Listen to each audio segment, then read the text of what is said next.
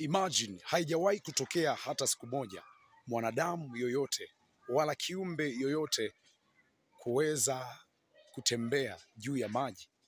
Wakati mwingine hata kuistopisha bahari, hata kuigandisha bahari, hata kusimamisha mawimbi ya bahari. Haijawahi kutokea, kiwango ambacho hata wanafunzi wakasema hatujapata kumwona mtu wa namna hii.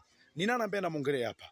Huyu ni Yesu Kristo pekee ambaye alikufa pale msalabani kwa ajili ya mtu kama wewe, na nakushauri muamini, kwa sababu yeye ndiye njia, kweli na uzima. Habari njema ni kwamba yupo malangoni kwa ajili ya kulichukua kanisa.